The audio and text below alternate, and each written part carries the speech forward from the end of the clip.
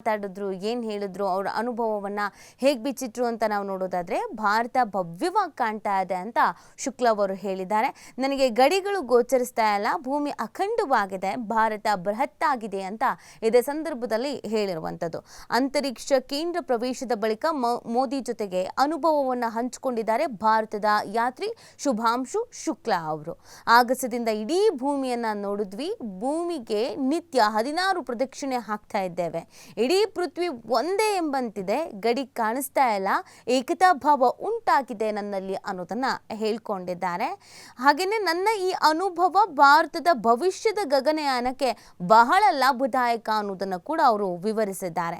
ನಮ್ಮ ಯಾನದ ವೇಗವು ನಮ್ಮ ದೇಶದ ಭಾರತದ ಅಭಿವೃದ್ಧಿಯ ವೇಗದ ಸಂಕೇತ ಅನ್ನುವಂಥದ್ದನ್ನು ಹರ್ಷಪಡಿಸಿರುವಂಥದ್ದು. ಅವರು 7 ಪ್ರಯೋಗ ಮಾಡಿ ಫಲಿತಾಂಶವನ್ನು ಬಂದು ವಿವರಿಸ್ತೀನಿ ಅಂತ ಶುಕ್ಲಾ ಇದ ಸಂದರ್ಭದಲ್ಲಿ ಪ್ರಧಾನಿ ನರೇಂದ್ರ ಮೋದಿ ಅವರ ಜೊತೆಗೆ ಮಾತನಾಡುವಂಥ ಸಂದರ್ಭದಲ್ಲಿ ವಿವರಿಸಿ ಹೇಳಿದ್ದಾರೆ.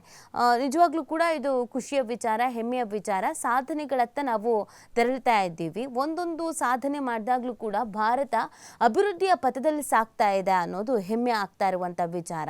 ಈಗ ನಾವು ಆಗ್ಲೇ ಭೂಮಿ ಆಗಿರ್ಬೋದು, ಆಕಾಶ ಆಗಿರ್ಬೋದು, ಚಂದ್ರ ಆಗಿರ್ಬೋದು, ಪ್ರತಿ ಒಂದರಲ್ಲೂ ಕೂಡ ಒಂದಲ್ಲ ಒಂದು ರೀತಿಯಾದಂಥ ಸಾಧನೆಯನ್ನು ಮಾಡ್ತಾ ಇರುವಂಥದ್ದು ಹೆಮ್ಮೆಯ ವಿಚಾರ. ಅದರಲ್ಲೂ ನಮ್ಮ ಶುಕ್ಲಾ ಅವರು ಹೋಗಿರುವಂಥದ್ದು ಪ್ರತಿಯೊಬ್ಬ ಭಾರತೀಯರು ಕೂಡ ಇದೇ ಉಬ್ಬಿಸ್ಕೊಂಡು ನಾವು ಸಾಧನೆಯ ಹಾದಿಯಲ್ಲಿ ಇದ್ದೀವಿ ಅನ್ನೋದನ್ನು ಹೇಳ್ತಾ ಇರೋದು. ಹಾಗಾಗಿ ಅಲ್ಲಿ ಹೇಗಿರುತ್ತೋ ಏನೋ ಎತ್ತವೋ, ಮೊದಲೆಲ್ಲ ನೋಡಿ ಈ ಥರ ಯಾರಾದರೂ ಹೋಗಿದ್ದಾರೆ ಅಂತಂದರೆ ಅವರು ವಾಪಸ್ ಬರೋವರೆಗೂ ಅವ್ರ ಅನುಭವ ತಿಳ್ಕೊಳ್ಳೋದಕ್ಕಾಗ್ತಾ ಇರಲಿಲ್ಲ, ಅಥವಾ ಯಾವ ರೀತಿಯಾಗಿರುತ್ತೆ ಅನುಭವ ಅನ್ನೋದು ಗೊತ್ತಾಗ್ತಾ ಇರಲಿಲ್ಲ.